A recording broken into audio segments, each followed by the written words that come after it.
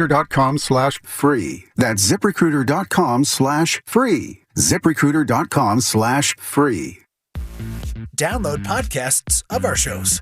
Listen whenever and wherever you want. It's all on demand. Just check out 969thegame.com/podcasts. WYGM Orlando, WJRR HD2 Cocoa Beach, Orlando. Facebook.com/969thegame.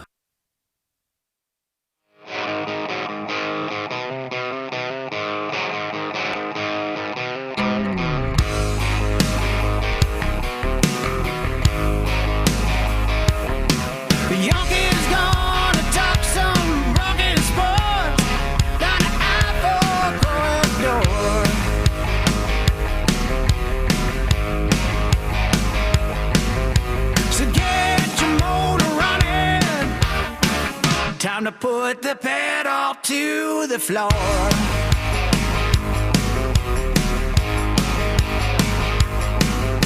It's loud and live and local. Oh, time for open mic.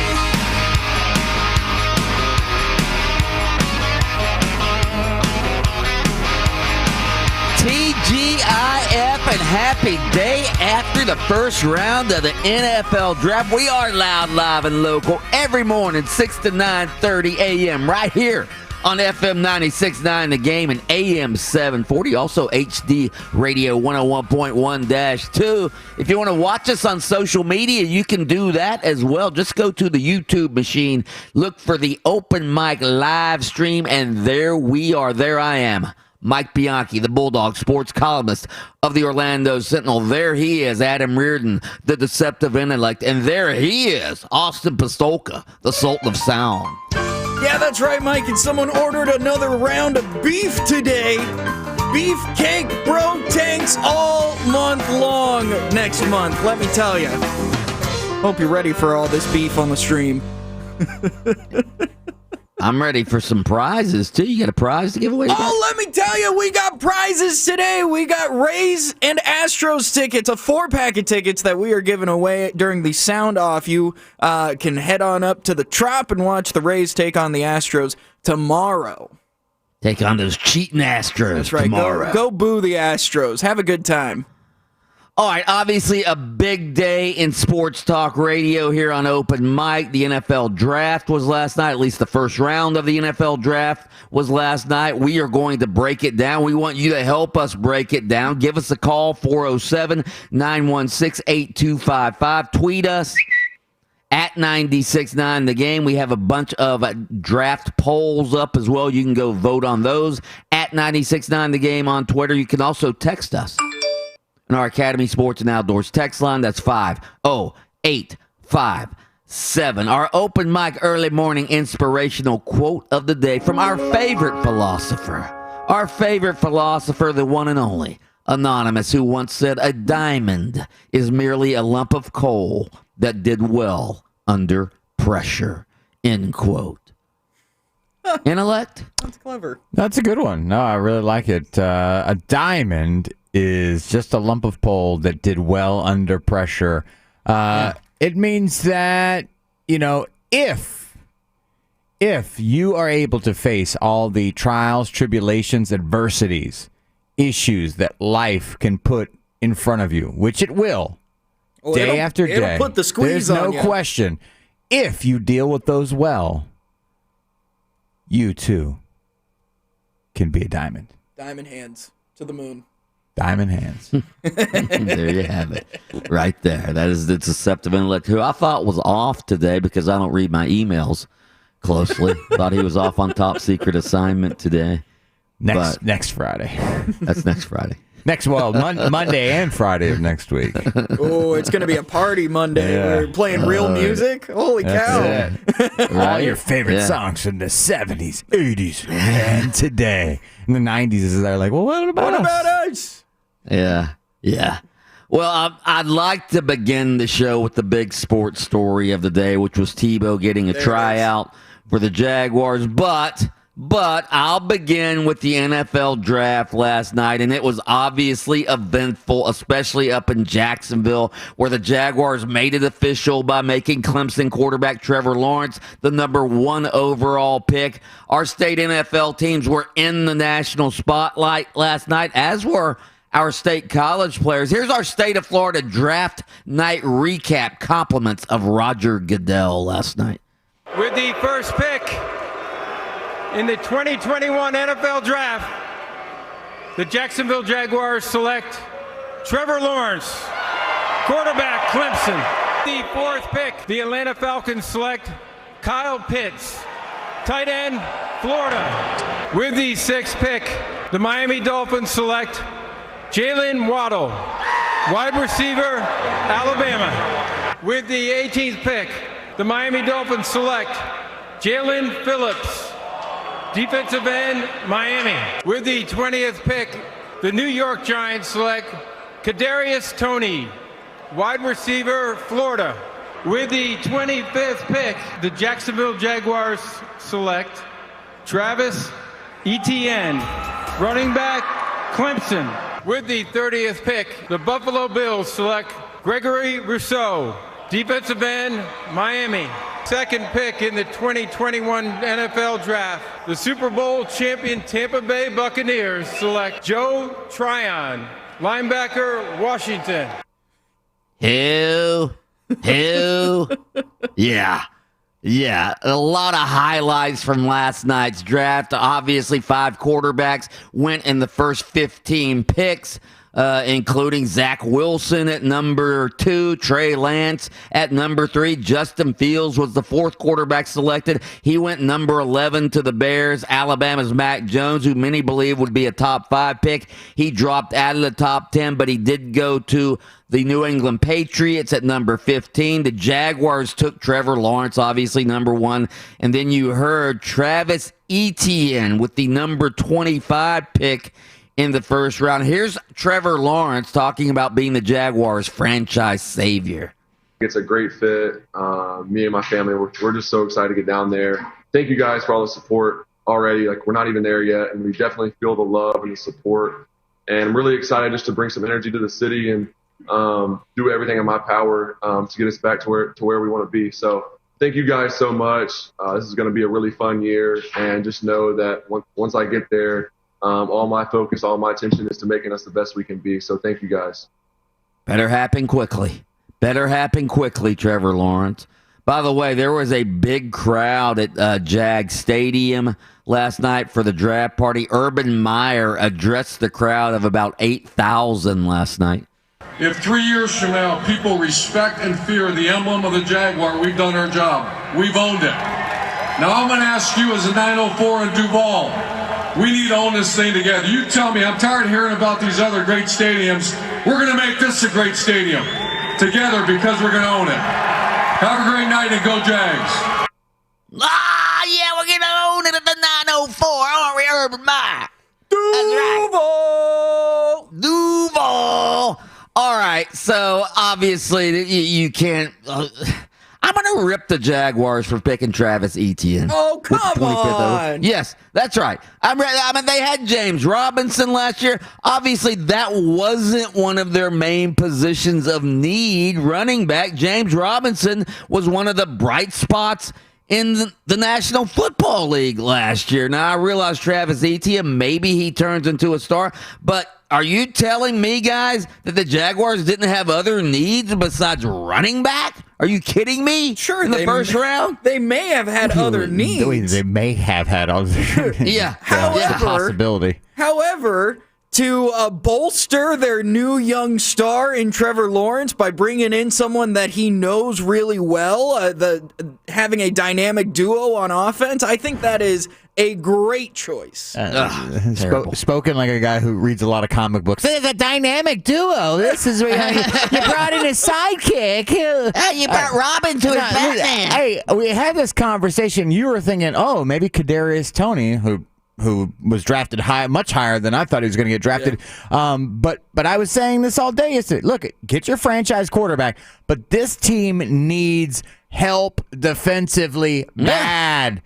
I mean, and we've talked about drafting a running back at the first round. When you had a guy go over 1,000 yards last year on the cheap, by the way, honestly, To be fair, he's still on. This guy's going to be on the cheap too. He's a first round pick. He's still on the cheap. no, but it's a wasted pick. It's a waste of a first round pick. One, it's a running back in the first round, which we know now you don't take running backs in the first round. I mean, and I'm not Billy Bean Moneyball guy here, but it's just, I mean, unless you're talking about a transcendent running back, a Saquon Barkley, dude, you get these guys in the second and the third round, a bunch of them.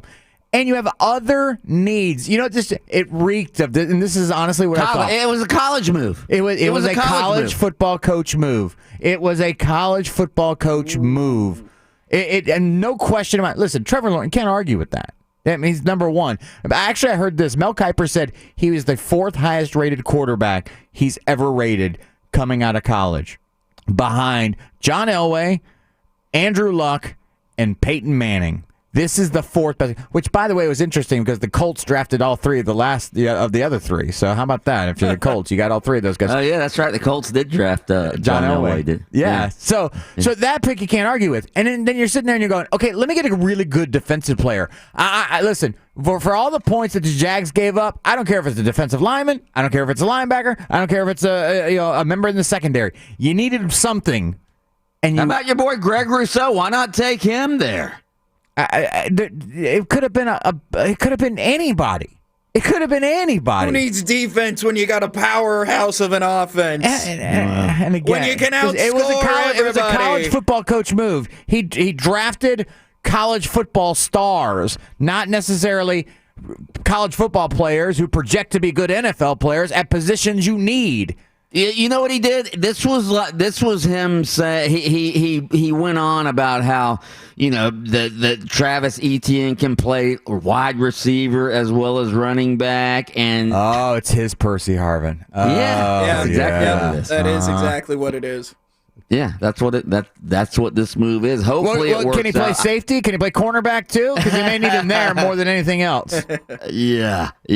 We're gonna get into all the news of the draft. Obviously, Kyle Pitts was the highest tight end ever drafted in the NFL draft. He went number 4 overall to the Falcons. We're going to get into the Dolphins' 2 picks of Jalen Waddle, who is reunited now with Tua Tagovailoa. And obviously the Dolphins took the Miami Hurricanes defensive end Jalen Phillips. Got a couple of Jalens in the first round, Jalen Phillips and Jalen Waddle. We're going to get into all the news, as well as you want to talk about a college move, bringing in Tim Tebow.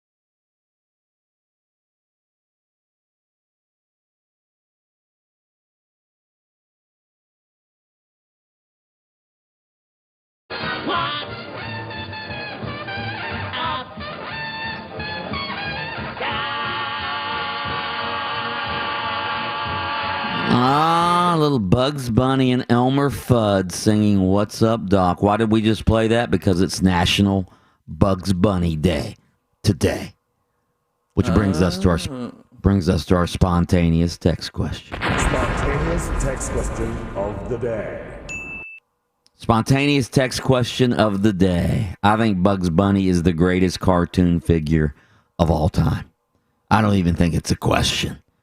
Bugs Bunny is at the top. He is the Abraham Lincoln / George Washington on Mount Rushmore of cartoon characters. All right. So you can go ahead and text in who you think is the greatest cartoon character of all time. Maybe you want to text in your Mount Rushmore of cartoon characters, but Bugs Bunny has to be at the top of the list. I think. I want to know what you think. Text those in to 50857. And please, when you're texting in greatest cartoon figures of all time, please do not text in any of these hot female cartoon I was figures. already going to say Bugs Bunny isn't even the best cartoon character from the Looney Tunes because Lola Bunny exists. Yeah, I don't want to get hot and bothered by people texting in these hot cartoon figures, okay? So please don't text those in, or I may have to take a little break, if you know what I mean. Oh gosh! Oh no! Oh yeah! Little Josie and the Pussycats. Oh, how hot was Josie back in the day? You guys don't even remember her, do you? No. Was that like a band or something like that? Yeah, it was a band, Josie and the Pussycats. Josie was like the lead singer. Yeah. I feel like cartoons, in my day, were like the coolest. Like, I had G.I. Joe. I had Thundercats. Nice. I'm sure I'm like Mask. I mean, there was another. I mean, like it was all like about action. Now, like they're all funny. Like, SpongeBob SquarePants and I'd also like to, and just a little clarification, any sort of animated cartoon character. I mean, like, does Peter Griffin and Stewie Griffin and Bart Simpson, do those count? Or are we talking about Saturday morning cartoons? Yeah, not like prime time. Okay. Adult cartoons. Yeah. Saturday morning kid cartoons. Okay. Kid cartoon. Yeah. You got to throw Perry the Platypus, Agent P from You Guys Have No Idea. That's like Nickelodeon. That's a whole other. My daughter's 15, and she said to me this weekend. It's funny you bring this up. Said she loves Looney Tunes. And really? well, she reminds me of me in so many ways. Like when I was younger, I used to listen to Frank Sinatra, and like all my friends were listening to Tupac or something like that. She's kind of a little bit of an old soul, so for her, she was like watching Looney Tunes and said, "Oh, these are great." And I said, "Yeah, they are. They still are great. Still stand the test of time." And now with all the streaming services, you can go back and watch all of them. Absolutely, yeah. All right, text in 50857, greatest cartoon character of all time. We're talking kid cartoons, not adult cartoons. Text those in 50857.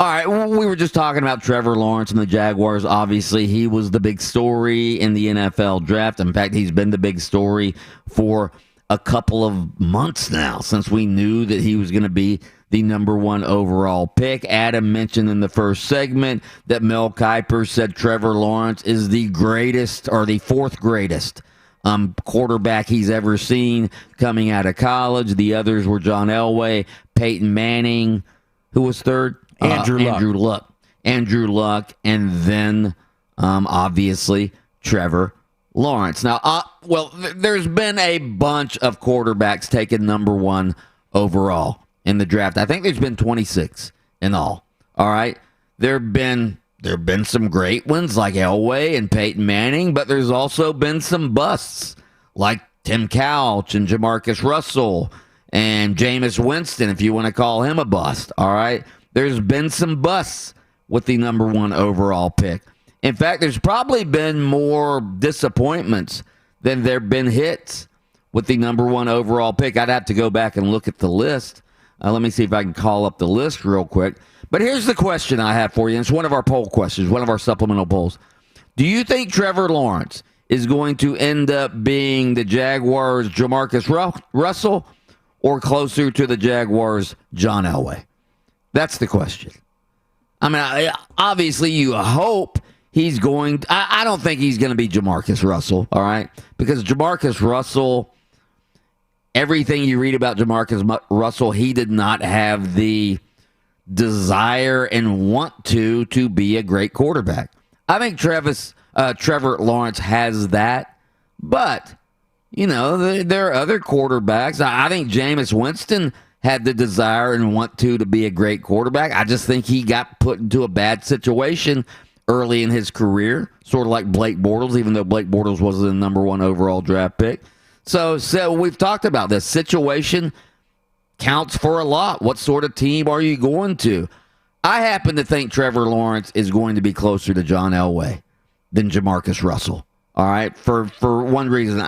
I've said all along, I think Urban Meyer is going to be a hell of an NFL coach. I don't think the situation in Jacksonville is going to be bad for long, simply because, I mean, look, they have 10 picks in this draft. They had more cap space than anybody in the league coming into this offseason. They've already signed like 27 free agents. So I think the situation in Jacksonville is going to turn around quickly, and I think Trevor Lawrence is going to be part of that turnaround. Thoughts? Yeah, listen, Trevor Lawrence, I'm gonna stop short of saying I know is the real deal, you know, because things can happen. But he's in that Andrew Luck category for me. I remember when Andrew Luck was I go, this guy can't miss. He is a Peyton Manning type quarterback, that type of talent. And we've seen Trevor Lawrence from the time he was a freshman and what he's done at Clemson, and just there is nothing about Trevor Lawrence that makes you as a football fan go, well, I don't know. He didn't play against good competition. No, he has. He has. Check that box. He wasn't successful. Didn't win a lot of games. Nope. He won a bunch of games. Wasn't a leader. Nope. He was a leader. Check. I mean, everything about Trevor Lawrence, everything you want from that quarterback position, you have right now in that guy. So he never lost a regular season game in high school or college. He's special. That's what a winner. He's special. Yeah. I mean he is a special talent. That's also going to end this year, by the way. Let's not. That will definitely end. Yes. All right. By the way, real quick, Austin, get your dinger and your buzzer ready. I've got the list of number 1 quarterbacks who were drafted number 1 overall. All right, dinger's ready. All right, dinger or buzzer. All right, Jamarcus Russell. That's a buzz. Joe Burrow, too soon to tell. Not yet. Tim Couch. Ooh. Jeff George. That's a buzz. Carson Palmer. I'll give him a ding. Yeah. Alex Smith. Jared Goff.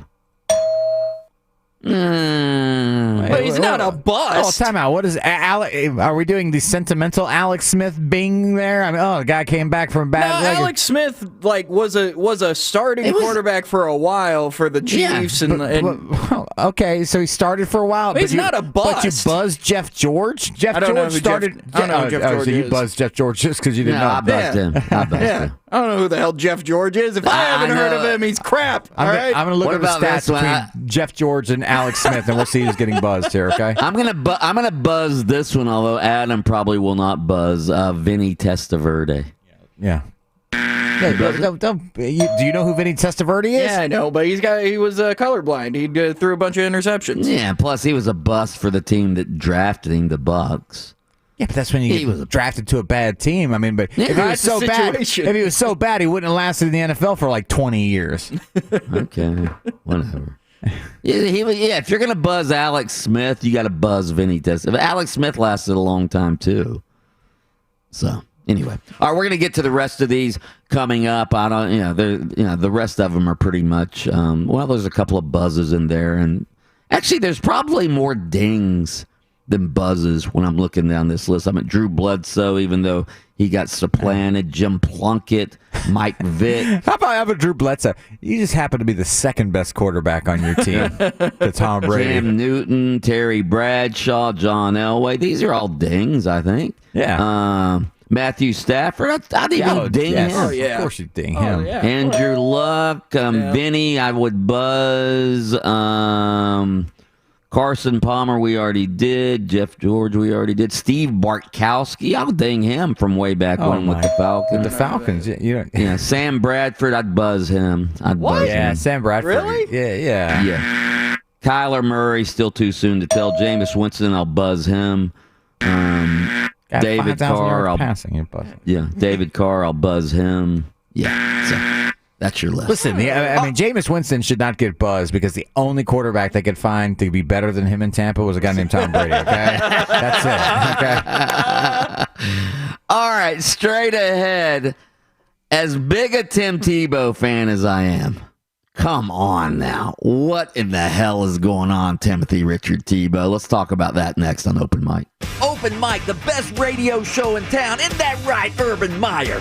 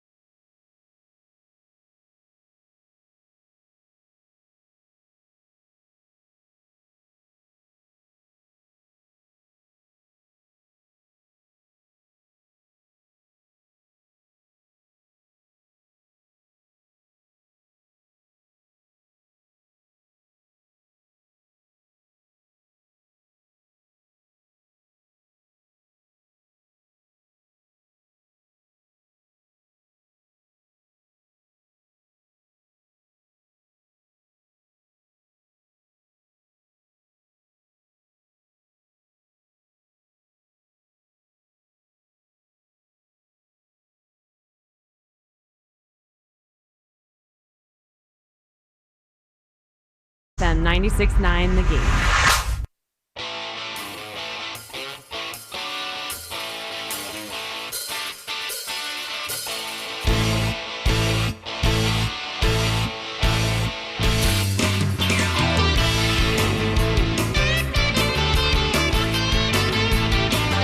Tim Tebow recently worked out with the Jacksonville Jaguars as a tight end. The Jaguars confirmed that yesterday. Tebow evidently reached out to his hometown team and his old college coach, Urban Meyer, to request the tryout. I was told yesterday that the Jaguars were not happy that this leaked out on the day of the NFL draft. Obviously, a day of celebration, the day they wanted to focus on Trevor Lawrence and all of that. And then right before the draft starts, this Tebow news breaks, and that becomes one of the big trending stories on ESPN.com and many of the other sports websites. Jaguars general manager Trent Baalke confirmed late last night that Tebow could be reuniting with Urban Meyer. Quote, he did come in for a workout several weeks ago or whenever it was, Baalke said, continue, quote, he worked out as a tight end, and that's the position he'll be playing. Right now, where it stands, we're going to get through the draft, and our whole focus, quite honestly, has been on the draft. We'll worry about that when the draft is over. All right.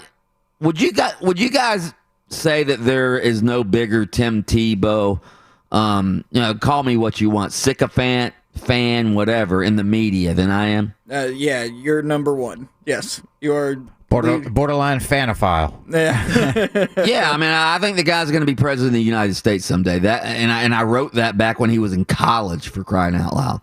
All right. So again, I'm a big Tim Tebow guy. All right, I love the guy as much as any athlete I've ever covered. But come on now. He's 33 years old. He's going to be 34 by the time the NFL season starts. He hasn't played in the league in 10 years. He's never played tight end. And he's not that big and he's not that fast. Now, is he sculpted? Yeah, but Tim Tebow's never been a fast guy. He's not like Kyle Pitts. He doesn't run a 4.40. He never has, even when he was 23 years old. All right? What is Tim Tebow? 6'2", 6'3", about 240?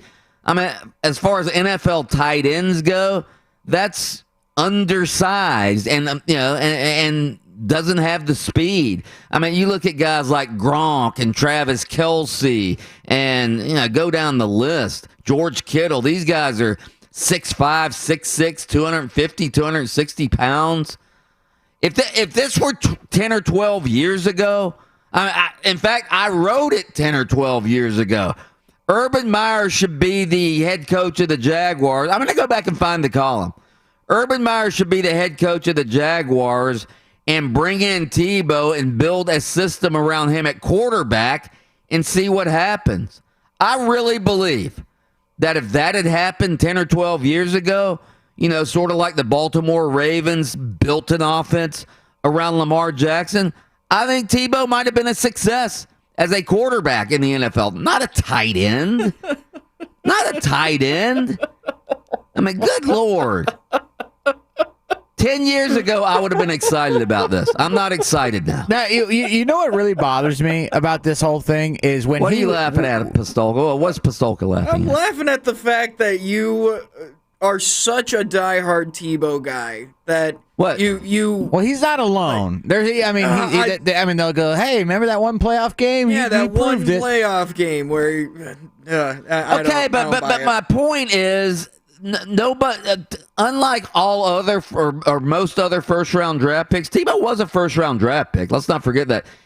He never got a chance to develop as a quarterback. I mean, he played that 1 year in Denver, and boom, that was it. He was done.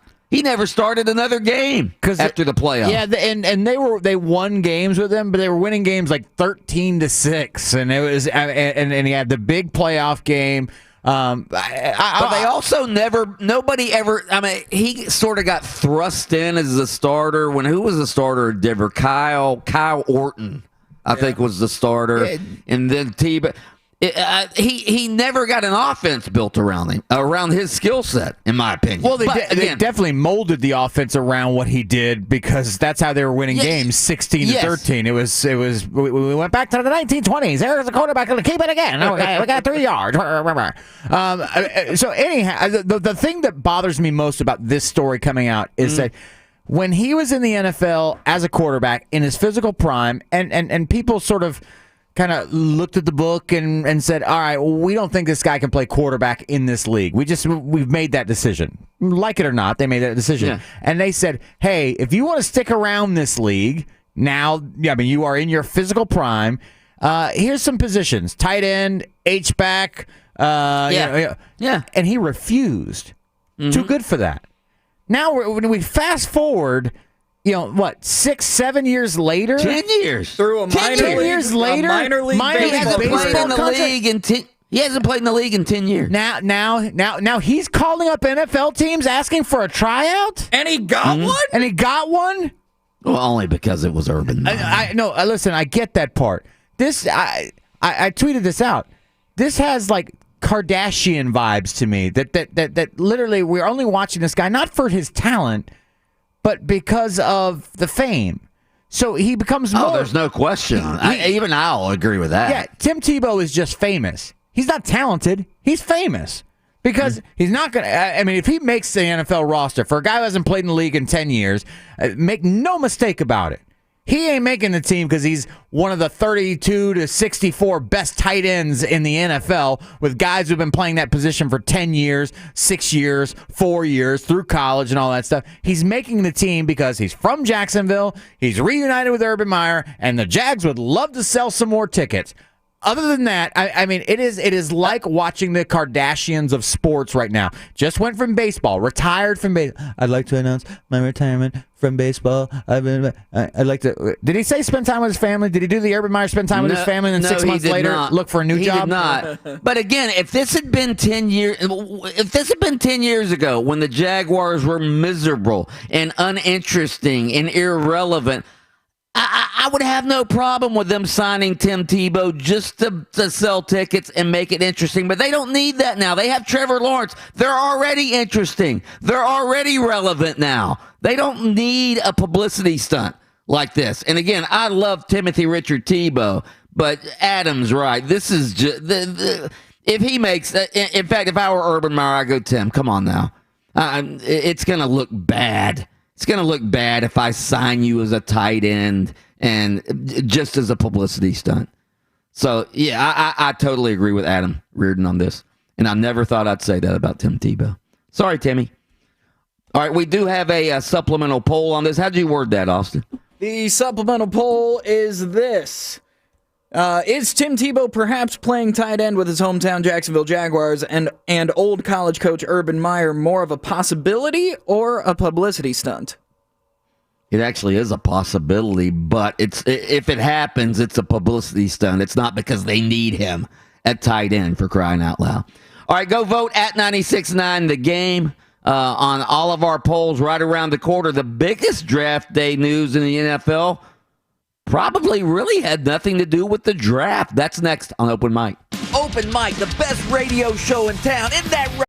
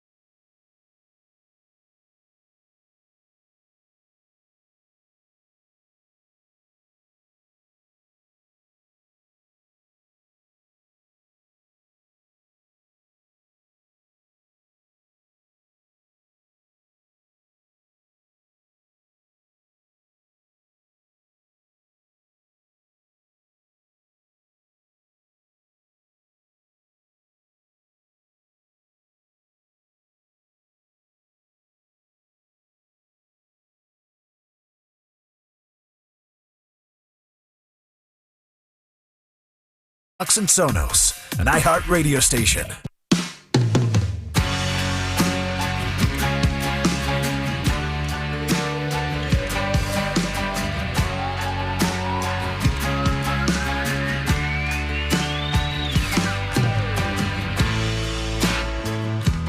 Your first chance at $1,000 coming up at 7:10 a.m. this morning. We call it the Game Day Payday, brought to you by International Diamond Center. We do it 3 times each morning on our show, 7:10 a.m., 8:10 a.m., and 9:10 a.m. We give you a chance to win $1,000. Who else does that in this town? Nobody. That's who. Nobody. All right, our spontaneous text question of the day in honor of National Bugs Bunny Day. I think Bugs Bunny is the greatest cartoon character of all time, and I don't even think it's a question. We want you to text in your favorite cartoon characters of all time. We're talking more like Saturday morning cartoons back in the good old days, all right? Not adult cartoons, not like The Simpsons. What's that other cartoon show? Family Guy. Yeah, Family Guy. South Park. Yeah, South Park. No, not South Park, guys. No. All right. Eric Cartman is not on the... Oh, my God. It's going to be hard for me to make a list now. Text those in to 50857. I just called up our text line, and the first thing I saw was these guys are idiots. Who are they talking? These guys are idiots. I think they're talking about Reardon and Pistolka. No, it's talking about Jaguar management for bringing in Tebow. Absolutely. That's definitely not talking about me. It says, how do you deal with working with these people? Tebow never got a chance to prove himself or anything. Reardon and Pistolka are a joke. Oh, my God. Did he spell my name correctly? Please tell me he at least at the end wrote Go Gators or something. Please. No, he did not. Well, Mike, we happen to find a bigger Tim Tebow fan than you. Congratulations. Right. No, I actually agree with you guys on this particular part of Tebow, playing tight end for the Jaguars 10 years after he last left the NFL, but I don't think he got a fair chance in the NFL to develop as a first-round quarterback. But that's beside the point. All right, Mount Rushmore of vintage cartoons. Tom and Jerry. Ding. Ooh, yeah, that's a good one. But they only count as one, though. They only count. You can't throw in a pair because Mount Rushmore is only 4. But Tom and Jerry. Yeah. They're like a Siamese cat of cartoons. Tom and Jerry. Rocky and Bullwinkle. Hold on. He meant Siamese twin. He meant Siamese twin. Siamese twin. Yeah, Siamese twin. Rocky and Bullwinkle. They don't deserve to be on the Mount Rushmore. What are you talking about? No, I'm with you. I'm with you. Here's one that I don't think belong on. Wile E. Coyote and Roadrunner. I didn't like that cartoon because there was no talking in it. Oh. Yeah. No, I'm dinging it. Yeah, there was no talking. Sort of like somebody texted in the Pink Panther. Remember the Pink Panther cartoon? Yeah. There was no talking in it. Yeah. I mean, anyway. The lack of talking isn't what takes away for the Pink Panther for me. I mean, that's like saying Charlie Chaplin wasn't influential in films because there was no Well, I'm not words. saying he wasn't influential. I'm just, but if you're talking about the greatest actors of all time, you're not going to put Charlie Chaplin on there. What? No, he's probably right. No, he's probably right. No. I mean, No. he's no Fred Denzel Washington. Flintstone, ding. You're going to ding Fred Flintstone, please. Yeah, well, dang it. Give him a ding. I'm getting so irritated Yogi with Bear, these takes. Yogi Bear, give that a ding. Hey, boo boo, let's go down to Jellystone. What? Nah. No, I will not ding Yogi Bear.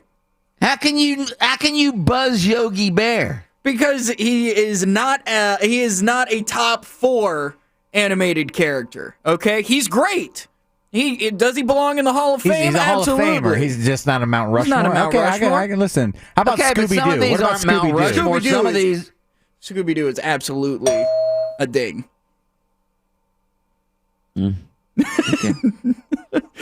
Favorite cartoon character? Somebody just texted in LeVar Ball.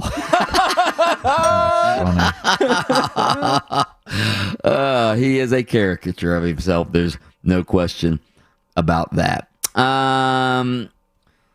So looking at some of the draft stats from last night, we're going to get to the main story here in a minute, but some of the draft stats from last night, Alabama, 6 players drafted in the first round. Whoa. 6 players. Is that good? Is that good?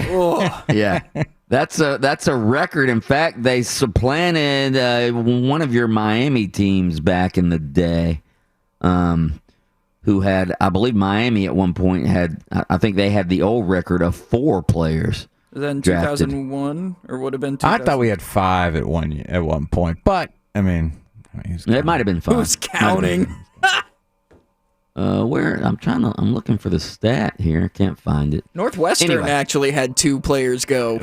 Florida, Miami, Northwestern, Alabama, Virginia Tech, and Clemson and Penn State all had multiple first-round picks.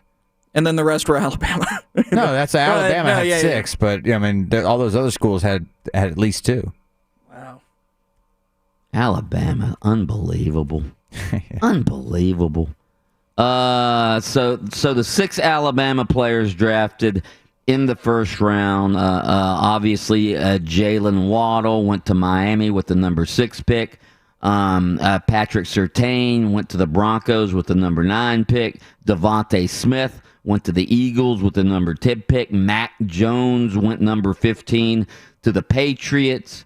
Then the Raiders sort of surprised everybody by taking offensive tackle Alex Leatherwood at number 17. Mel Kiper Jr. had Leatherwood ranked as the number 62 overall prospect, but the Raiders take Alabama's Leatherwood at number 17. And then, of course, Najee Harris went number 24 to the Pittsburgh Steelers. So, anyway, good for Alabama. SEC led the way with 12 first-round draft picks last night. The Big 12 had none. Big 12 had no first-round draft picks, and the American had 2. So the Americans beat the Big 12 as far as number 1 overall draft picks last night. All right, maybe the biggest story last night, I guess you'd still say Trevor Lawrence scoring number 1 was the biggest story, or was it Aaron Rodgers? It leaked out last night that Aaron Rodgers has told the Green Bay Packers that he wants out. He wants out of Green Bay. And evidently the Packers and their representatives, whether it be, I think the GM, the head coach, and the team president have all flown in to talk to Aaron Rodgers during the offseason to try to convince him to stay in Green Bay. We have a clip from Packer. Play the first clip of Packers GM Brian. Is it Gutekunst? Dangerous. I have no idea. It looks like Gutekunst. It looks like. All right. play the clip of Brian Gutekunst. You said you're optimistic about Rodgers. Why? What gives you that optimism? I think we have a very good football team here. We have a great organization. We're very committed to him. And I think, as the lines of communications have been open, I'm just optimistic that that's what's best for the Green Bay Packers. And I truly believe that's what's best for Aaron Rodgers as well. Hey, play clip number 64, Austin, when somebody asked him if he thinks Rodgers is going to play for Green Bay. Do you think Aaron's ever going to play again for you guys? How can you convince him to come back and play for you after he seems to be, at least if the reports are accurate, that he has no interest in doing that? Yeah, I'm not going to speak for Aaron, obviously, but no, I think obviously we've got a really good team, and I do think he'll play for us again. And we're going to, like I said, we're going to work towards that, and we've been working towards that on a number of different fronts. Wow, this is a blockbuster story. There has never been a reigning MVP so disgruntled that he left his team. I don't think there's ever been a reigning MVP leave his team the following season. And Rodgers evidently, how old's Aaron Rodgers? Like 37, right? Yeah. Rodgers evidently has not budged this offseason. He has made it clear he wants out of Green Bay.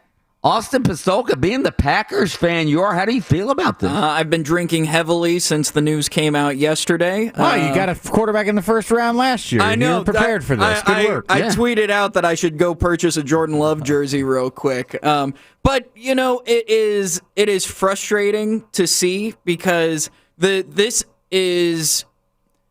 it's frustrating because we made the joke yesterday. The Packers don't get weapons for Aaron Rodgers. So this has been building for years and years. And at this point, as a Packers fan, I'm not mad at Aaron Rodgers for wanting to leave because management hasn't done their part to help him out. And so I completely understand why he would want to leave the Green Bay Packers. I don't even want think him it's to. that. I don't even think it's that. All right, that obviously that's the rumors and the innuendo and all of that. Here's my theory on it. All right, Aaron Rodgers, again, he's 37 years old. He's a good-looking guy. He just, was the guest host of Jeopardy. He just got engaged to an actress, Shailene Woodley. All right, maybe Aaron Rodgers, again, he's been in Green Bay his entire career. Maybe he just wants to not live in Green Bay. Maybe he wants to live in L.A. Again, we talk about it with NBA players all the time. Have you ever been to Green Bay? I've been to Green Bay a couple of times, all right? I could totally understand if Aaron Rodgers, at this stage of his career, he's still one of the best quarterbacks in the league. Maybe it has nothing to do with the Packers not drafting weapons for him. But he could move, okay? You don't have to live in the city that you play in, okay? Most of the year, you can be elsewhere. You can live where you want to. Not most of the year. Not most of the year you can't. Some of the year you can. But most of the year, you still have to be in Green Bay, whether it's, off season, even though off seasons have been lessened now. But the football season essentially starts in July, and if you're a good team, you're there through January or February. That's 6 months out of the year. You still have to live in Green Bay. So again, that's half your life right there.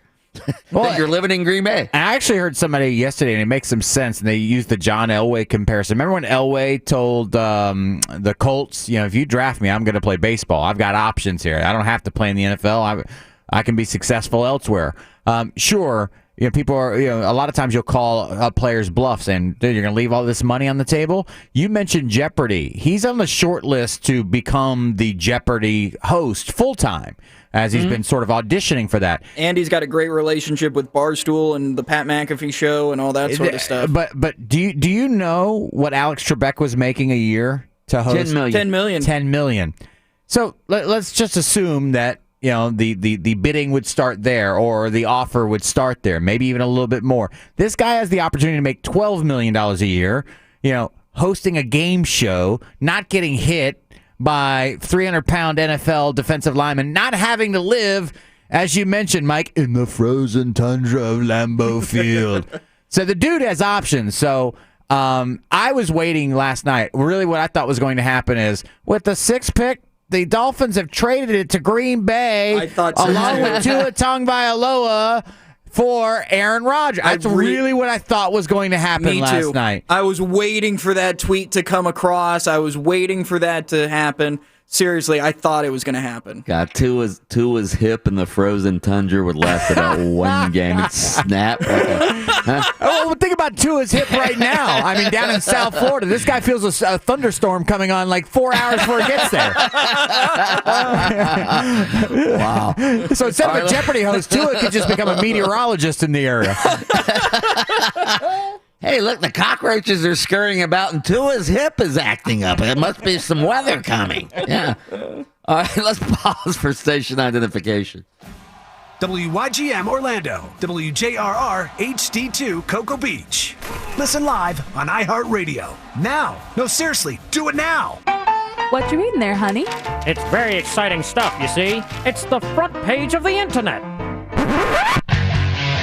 Here we go with the front page of the internet this morning. We start off on YouTube's trending page, where the #1 video in all of YouTube land comes from your favorite artist, Billie Eilish. Mike, Billie Eilish has released her official music video for the song Your Power, and it has, can you take a guess, take a stab at how many views it has in about 18 hours of being up? First of all, Billy Idol is one of my favorite artists. I love White Wedding Dress, some songs that Billy Idol did. So Rebel Yell. Rebel Yell. Billy Idol. I'm going to say Billy Idol had about 3 million views on his great video. In 18 hours? In 18 hours. 18 hours. Let's go. We're going to go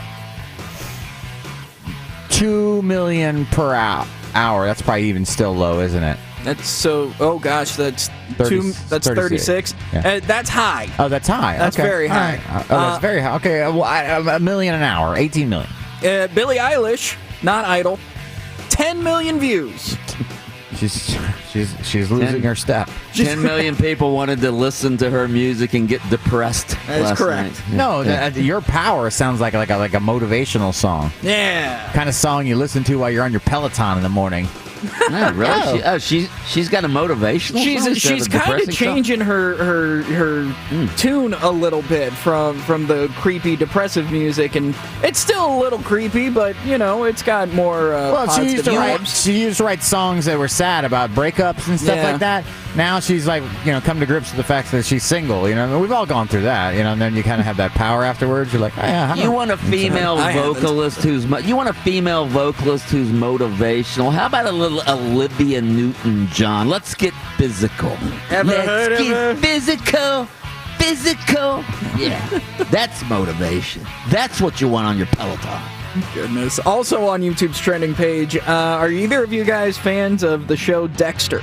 Oh my God, I watched the whole thing. I was a fan of Dexter for the first 3 seasons, then hated it, and then they brought John Lithgow in. That season was great, and then the last 2 seasons were absolute trash. Ooh. The writers of that show, literally mailed it in. I mean, I could go on for days about how they ruined that show. I have a regret about the show Dexter. All right, what? My regret is when I was married to my ex-wife Donna. All right, she loved Dexter. All right, and she watched it, and she always wanted me to sort of get into the show with her and watch it with her. But you know me, I'm busy. I'm doing radio, newspaper, so I never did it. All right, I think that may be the reason she's my ex-wife. Because I didn't watch Dexter with her. Well, probably the bigger thing is the, working all the time, being very busy. But no, definitely the Dexter thing. Yeah, that's definitely... Listen, just be lucky that after watching all those episodes of Dexter, all she did was divorce you. Yeah, true. Very true. Yeah. What are you doing at Home Depot? I'm buying a bunch of Visqueen and some... Anyway, the reason why I ask this question is because Dexter is returning for a 10-episode limited series called Misunderstood. Going to be on Showtime. That teaser trailer has 730,000 views in the same 18 hours that Billie Eilish had to get 10 million. Yeah. So maybe I'll call up my ex-wife and say, "Hey, you want to get back together? I'll watch Dexter with you." Isn't she remarried? Yeah. Incredible. Happy birthday today to Wonder Woman herself, Gal Gadot. Oh my God. Gal Gadot. We thought you and I both thought we were waiting for Linda Carter. That's who we were waiting for, Mike. Yeah. I'm gonna go. Gal Gadot's got to be. She's got to be 31. She's 28. 36. 36. Right? That's probably By still the way, a lot younger than Pistolke, Linda you know Carter. what you missed the other day? You know what Wednesday was? What? It was National Superhero Day. You know, there are times where I pick my battles with you guys, and that was one where I picked my battle. Did you really know it was Superhero No, I had no Day? idea. Okay, I had no idea. I could tell, because let me tell you this. You would have been way too happy for it to be like you would have taken those bullets that day. It's Superhero Day. I can take the bullets. You know why? Because I'm a superhero. That's right. They're bouncing off me. Kapow! Kapow! Kapow! I'm like Wonder Woman. I have these bracelets. Pew, Speaking of superheroes, one of my favorite superhero shows, Invincible, just got renewed for seasons 2 and 3 over on Amazon Prime Video. Super excited for that. Invincible. It's a fantastic show. We're out of time for the bed, but I do have one more story if you'd like it. Okay. All right, so Twitch is having a very weird conversation happening. Never mind. You son of a gun. That's the front page of the internet today. Is this about a catfishing podcast? It is not about a catfishing podcast. We don't want to go down that. It was about scantily clad women in hot tubs and how people don't want that on Twitch. They don't want that on Twitch? Nope. Some people want it, some people don't. Well, then don't tune in if you don't want it. Where can I tune into this? The IRL section of I'm Twitch. joking. Come on. I wanted to get real quick. I wanted to get Adam Reardon's opinion on this. He's our soccer aficionado. So Orlando City yesterday, they had they came to an agreement with star striker Daryl DK. They came to an agreement with Barnsley, who DK has been playing with. All right, so they came to an agreement. They get a fee now because Daryl DK is going to stay with Barnsley and play in the playoffs for them. Although it doesn't say in the story what the fee is. Now, the negotiation process began this week ahead of the May 4th deadline where he was supposed to come back to Orlando City. Do you think they gave Orlando City much, or you think it was a pittance? Well, I think it was. I mean, right now they can't afford a lot. Right now, now maybe there's an agreement sort of in place to say, hey, listen, if we win the playoff and we win promotion, then we will buy him off you for this price. But in the meantime, here's what we can afford.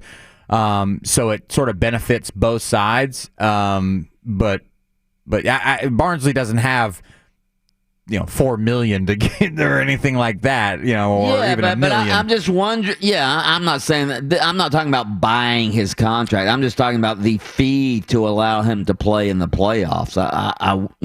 It can't be a lot because here's the thing: his value, at least to Barnsley, is only value if they get promoted. At least the value in the sense that they could afford to pay Orlando City an exorbitant fee. Yeah, that big money. So might as well let him continue to play. And every time anybody mentions Daryl DK, guess what they mention? They mention Orlando City. Even though he's not playing here, they mention him on loan from Orlando City. So you are getting... And what does that get you? Well, I mean... What does that get you? Attention, Mike. Attention? It's promotion across the pond, Mike. Across the pond. Stop. Just in case, like in the NFL, favorite commodity, pub. Just like in case, in the NFL, like they to go over and play a couple games over there in England. Maybe Orlando City wants to go over there.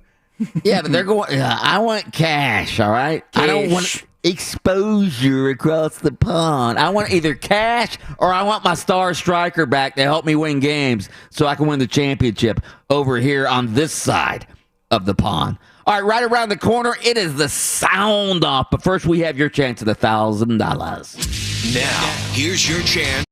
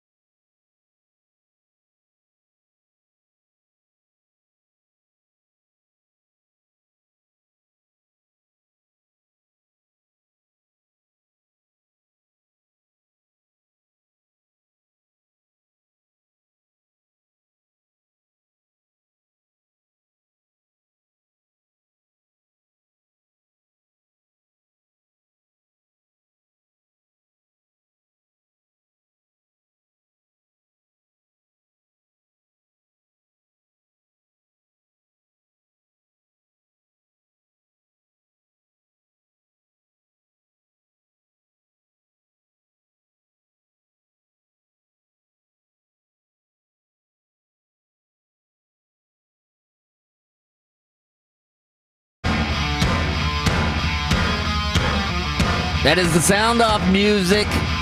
That means Austin Pastolka has compiled maybe the best sound in all of radio this morning, and we are going to react to it right now.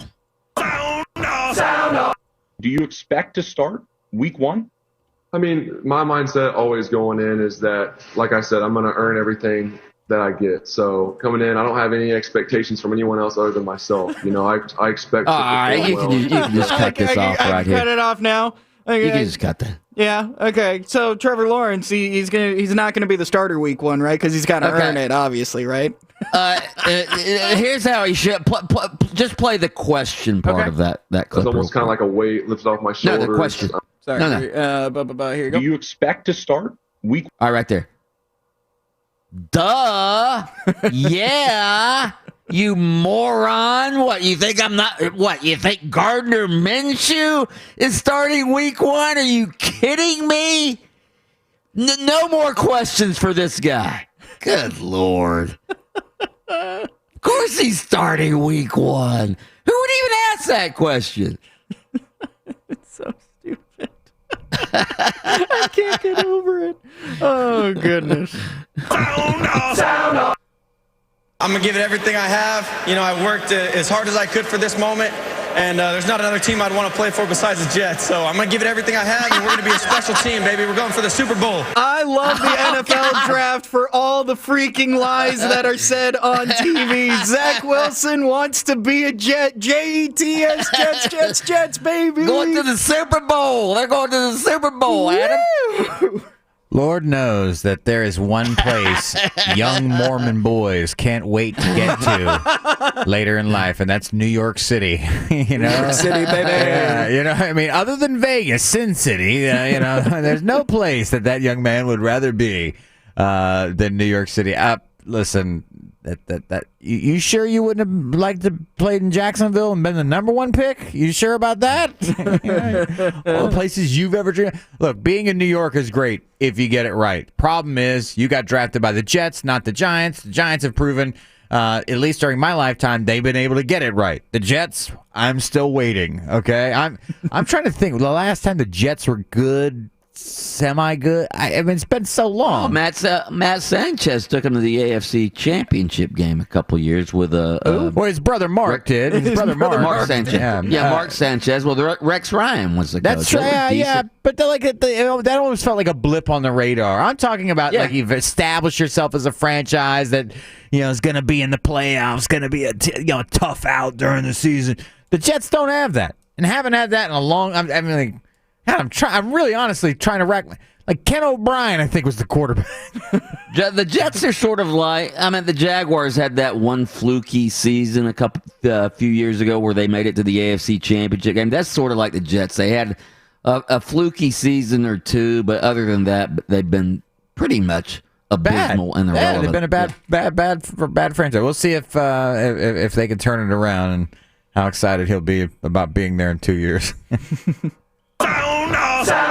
A lot of people are really good at this, and the best people in the world at it, they're still taking their best guess. Yeah, you never know till they get to the next level, and it also has to do with a lot of the situations a lot of these guys are put in. Everyone talks about the lack of body of work with Trey, and I think he gets that a lot for not having a 2020 year. That's actually how I felt about it too at first, but when it was said and done, he had 17 games. That was as much as Mac had. That's Kyle Shanahan talking about the draft pick Trey Lance, 3rd overall pick. So this was the first time since, I believe it was 2001. When was Tim Couch drafted? It went Tim Couch, Donovan McNabb, and then another quarterback that I don't remember his name. But this is the first draft that quarterbacks went 1, 2, and 3 since that draft. How do you guys feel about these 3 quarterbacks when it comes to who? I mean, obviously we all like Trevor Lawrence, but who do you think has the best chance of making it? Again, I've never seen Trey Lance play a game in my life. He's from North Dakota State. Everybody says he could be a transcendent type of quarterback. Obviously, he's athletic. He has all sorts of talent, all of that. But I'm still going with Trevor Lawrence. I mean, come on. Trevor Lawrence went to Jacksonville. We've talked about this. Jacksonville has 10 picks in this draft. Jacksonville had more cap space than any other team in the league during the offseason. They signed 27 free agents. Jacksonville can turn it around quick. And oh, by the way, they signed one of the greatest college coaches of all time in Urban Meyer, who I think is going to be an excellent NFL coach. Give me Trevor Lawrence and the Jaguars in that situation over the Jets or even the 49ers, even though the 49ers had been a better franchise, obviously, than the Jaguars.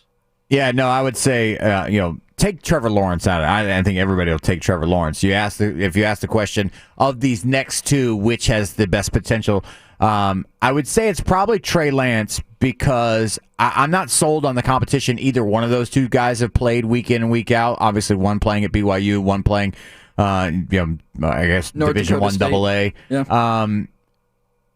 But I think the situation that Lance finds himself in with a coach like Kyle Shanahan and a team that is just a couple of years removed from being in the Super Bowl is a better spot to be in. And so for that reason, I'll give him a little bit of an inside track. Is there any scenario that you can see trading Aaron Rodgers this offseason? No, Ryan, I appreciate the question, but no, we're not going to trade Aaron Rodgers.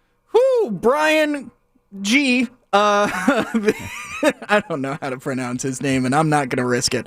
It says that the Packers are absolutely not trading Aaron Rodgers, even though he's super disgruntled. Do you buy that? Do you think Aaron Rodgers is going to be a Packer next season? What do you think, Mike? If Aaron Rodgers doesn't want to play for the Packers, all right, and he makes that clear, no, I don't buy it. He can easily force his way out of town. As Adam said earlier, it's not like Aaron Rodgers doesn't have options, all right? First of all, he doesn't even have to play next year. I'm not saying he would sit out a year, but he doesn't have to play next year. He's marrying an actress. He was the guest host on Jeopardy. If he wants out, he will get out, all right? But it all depends on if they can convince him to stay. That's what it comes down to. I think Aaron Rodgers is tired of living in Green Bay, and I don't blame him for that. I've been to Green Bay. He's 37 years old. Again, he has options. He's marrying an actress now. He probably wants to move to the West Coast, or maybe he wants to move to New York. I don't know. But he's probably just tired of living in Green Bay. If he doesn't want to be there, moving and get a haul of draft picks for him. That's sound off for today, which means... Hell yeah, brother, you want to go boo the Astros at the Trop? Well, guess what? I got a 4-pack of tickets for you to go check out the Rays versus the Astros for tomorrow. Give us a call, 407-916-8255, for your chance to win that Rays 4-pack, 407-916-8255. Mike, tell the beautiful people about ABC Air and Heat.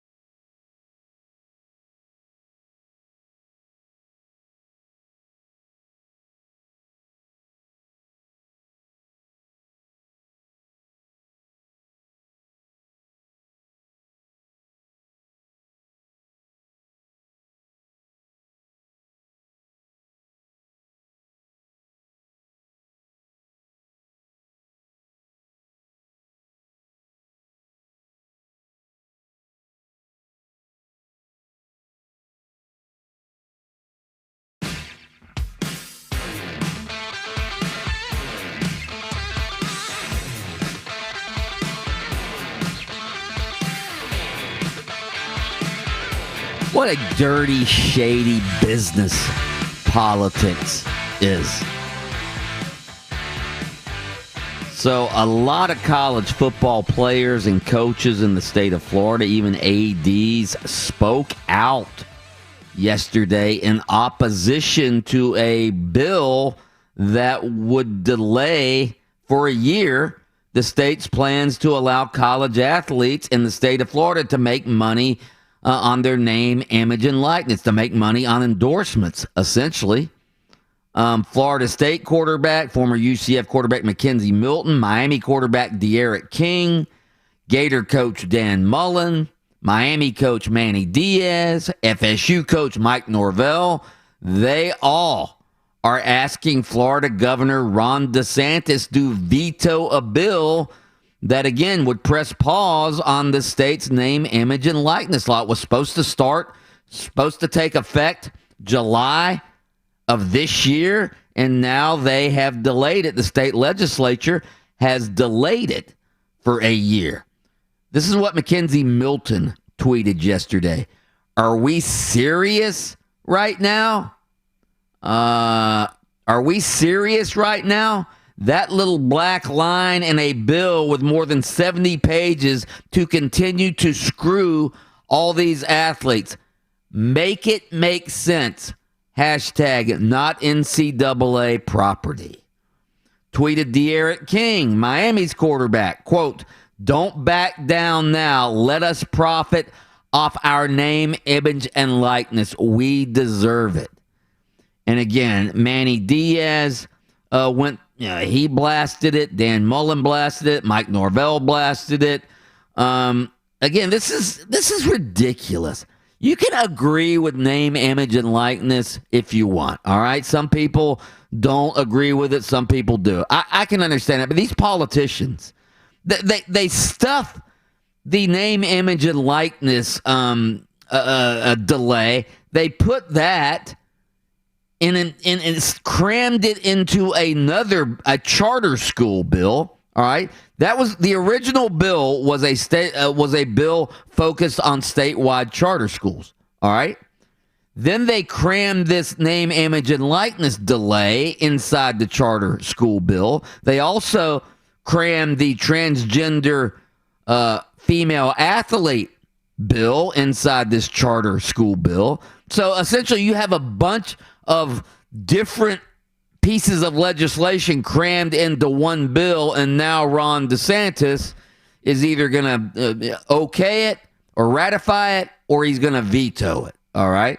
And what makes this complicated is that DeSantis has previously expressed support for banning transgender athletes from women's sports. So that's part of this bill, which makes you think, okay, if he is for banning transgender athletes, that means he's going to ratify the bill, which means name, image, and likeness has been delayed. But here's the other thing.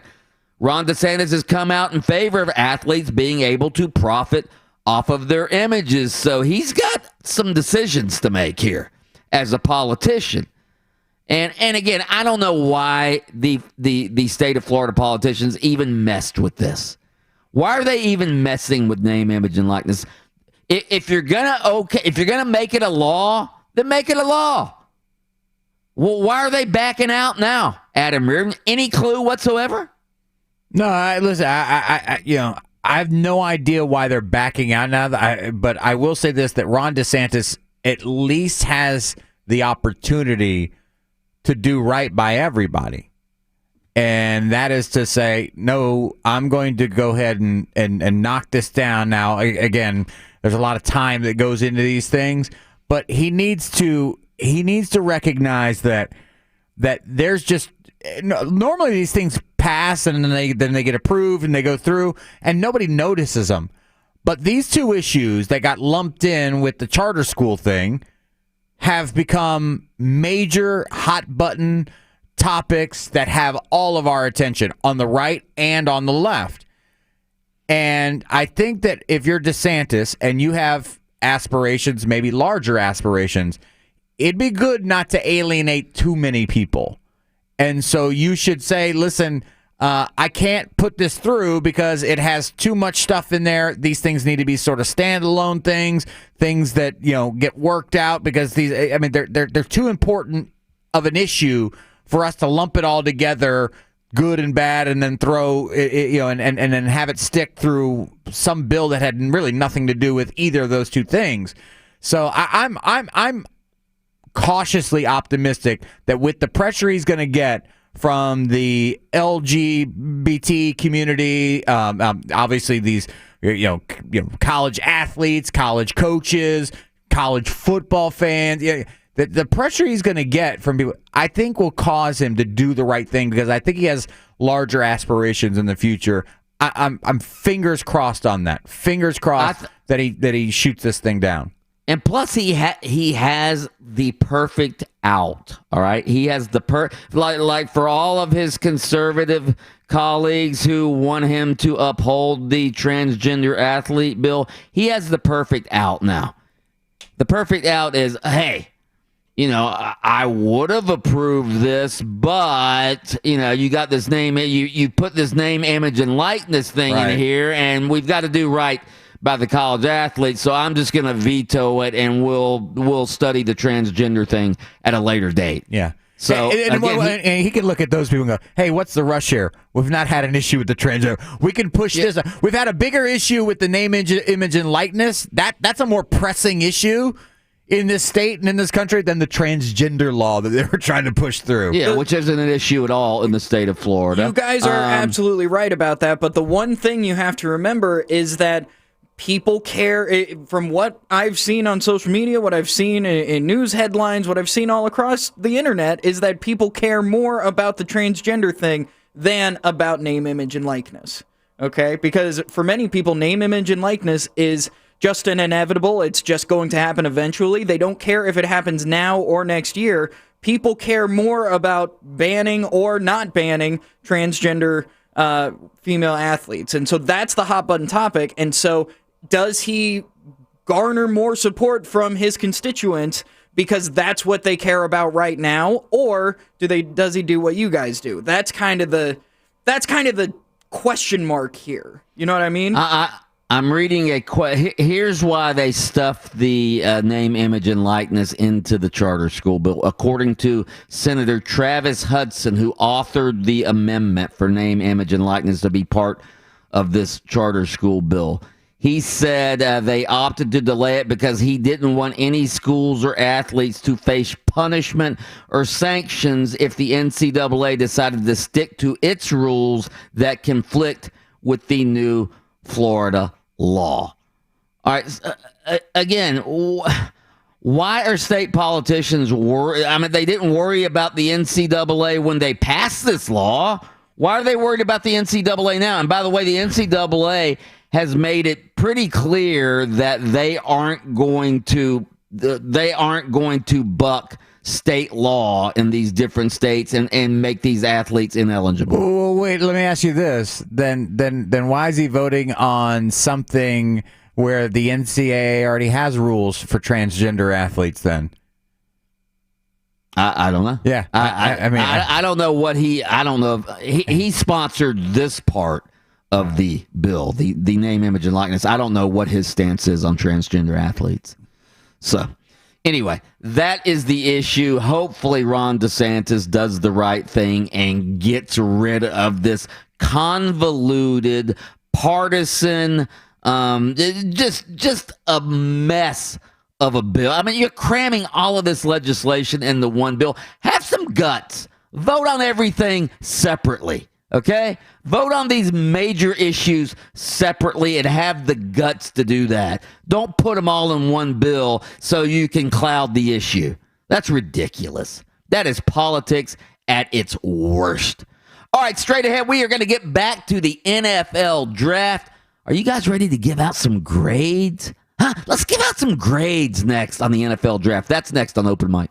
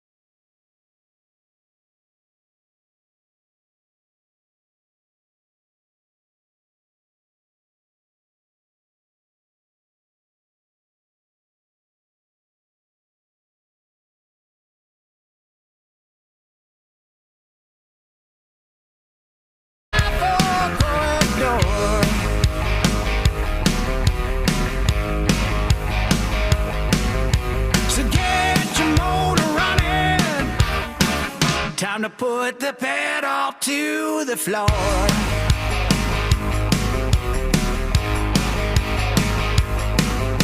It's loud and live and local. Oh, time for open mic.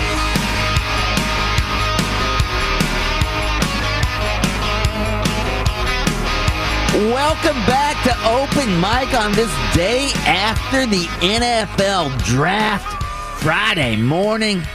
I'm Mike Bianchi, the Bulldog sports columnist of the Orlando Sentinel, joined as always by Adam Reardon, the Deceptive Intellect, Austin Pastolka, the Sultan of Sound. Yeah. We want to know what you think about the NFL Draft. Give us a call, 407-916-8255. You can tweet us at 96.9 The Game, or you can text us on our Academy Sports and Outdoors text line. That's 50857. Our spontaneous text question of the day. Spontaneous text question of the day. In honor of National Bugs Bunny Day being today. Bugs Bunny, of course, the greatest cartoon character of all time. Who do you think is the greatest cartoon character of all time? Bugs Bunny is number one on my list. You can text into 50857. All right, we've got some here. Greatest cartoon character, Woody Woodpecker. What are you buzzing that for? Oh, greatest of all time? Come on. Are you laughing like Krusty the Clown? Foghorn Leghorn. Oh, I see, son. He's a chicken hawk. I'm a chicken hawk. George of the Jungle. George of the Jungle. Yeah. He was a real person. No. George of the Jungle was a cartoon back in the day. The Flintstones, that's a ding. Yep. Captain Caveman, that's a ding. Who's Captain Caveman? Captain Caveman, very, very funny cartoon. Jessica Rabbit, I told you guys not to get me excited. Yeah, buddy. Huh? Yeah. Woo! Hot Popeye. stuff. How about Popeye? I am what I am. Oh, yeah. Popeye's great. Although, couldn't Popeye have done a little better than olive oil? Olive oil? Oh, sorry, it took me a moment. He said olive oil. He started thinking like extra virgin olive oil? No, I was super confused because there is Popeye spinach still to this day. Like in Probably not, Mike. Probably not. Keep those coming in, 50857. Obviously, the NFL Draft was the big news last night. I stayed up late watching it and writing about it. You can read my column on the Jaguars at orlandosentinel.com. Again, obviously very eventful up in Jacksonville, where the Jaguars made it official by making Clemson quarterback Trevor Lawrence the number one overall pick. Our state NFL teams were in the national spotlight last night, as were our state of Florida college players. Here's our state of Florida draft night recap. Compliments of NFL Commissioner Roger Goodell. With the first pick in the 2021 NFL Draft, the Jacksonville Jaguars select Trevor Lawrence, quarterback, Clemson. The fourth pick, the Atlanta Falcons select Kyle Pitts, tight end, Florida. With the sixth pick, the Miami Dolphins select Jalen Waddle, wide receiver, Alabama. With the 18th pick, the Miami Dolphins select Jalen Phillips, defensive end, Miami. With the 20th pick, the New York Giants select Kadarius Toney, wide receiver, Florida. With the 25th pick, the Jacksonville Jaguars select Travis Etienne, running back, Clemson. With the 30th pick, the Buffalo Bills select Gregory Rousseau, defensive end, Miami. Second pick in the 2021 NFL Draft, the Super Bowl champion Tampa Bay Buccaneers select Joe Tryon, linebacker, Washington. Boo! Boo! Boo on drafting Washington linebacker Joe Tryon, Bruce Arians, and Jason Light. Kyle Trask was right there. You could have had your quarterback of the future, and you took Joe Tryon. Who? Give me a break, Joe Tryon. 5 quarterbacks taken in the first round. Could have been 6 if the Bucs had been smart. But they had to take Joe Tryon. Of course, I've never seen Joe Tryon play a down in my life. I don't even know if Joe Tryon's any good or not. But I know Kyle Trask is good, and he's the quarterback. All right? The Jaguars, obviously, the big news. Trevor Lawrence, the big news. Here was Trevor Lawrence talking about being the new savior of the Jaguars. It's a great fit. Me and my family, we're just so excited to get down there. Thank you guys for all the support already. Like, we're not even there yet, and we definitely feel the love and the support. And I'm really excited just to bring some energy to the city and do everything in my power to get us back to where we want to be. So thank you guys so much. This is going to be a really fun year, and just know that once I get there, all my focus, all my attention is to making us the best we can be. So thank you guys. All right, that was Trevor Lawrence. Here's Urban Meyer, the coach of the Jaguars, addressing the crowd of about 8,000 at the Jaguars draft party in the stadium last night. If 3 years from now people respect and fear the emblem of the Jaguar, we've done our job. We've owned it. Now I'm going to ask you as a 904 in Duval, we need to own this thing together. You tell me, I'm tired of hearing about these other great stadiums. We're going to make this a great stadium together because we're going to own it. Have a great night and go Jags. Adam Reardon, do you respect and fear the Jaguars emblem after they took Trevor Lawrence and Travis Etienne last night? Well, I just want to tell Urban Meyer that I've got a couple of 11-year-old kids at home that are scared to go to bed now because that Jaguars emblem has put fear into them all of a sudden. It's you know what that sounded like? A high school pep rally. It did. Like, all the kids were excited to be there because now they didn't have to go to like math class because it was going to be 6th period. We're going to do a little pep rally for the homecoming game. We're going to make them fear and respect the mighty East Side High. Yeah. Oh yay! We are the Rams, the mighty Rams. Do it to them. Do it to them. All right, so obviously nobody's going to second guess Trevor Lawrence. I mean, everybody knew he was going to be the first pick. But the Jaguars are my team, all right? But I am second guessing taking a running back with their second first round pick, number 25 overall, Travis Etienne. I don't get it. The Jaguars have needs at every position. Maybe the one position they really didn't need anybody was at running back, because James Robinson was one of the pleasant surprises in the NFL last year. A street free agent who signs with the Jaguars, and he goes on to, again, one of the leading rushers in the NFL last year. Why did they take Travis Etienne? I don't know, really. At the end of the day, I mean, he's a talented running back. Make no mistake about that. It's not that I hate Etienne. It's that I hate him here for this team, especially because you have so many needs on the defensive side of the football. That's the issue for me. It just wasn't a need position. Yeah, but they've made it, and it feels like a college coach who recognizes great college players. But you better start recognizing players that project to do well at the NFL level that maybe aren't from these big schools. I mean, you can't just draft guys from SEC schools, Clemson, and Ohio State. You can't just you can't do that. And I'll be interested to see the rest of this draft, and if it's heavy on those kids from those schools. That will tell me is that for the, we've done all of our homework. If it's nothing but Power 5 big school guys, I will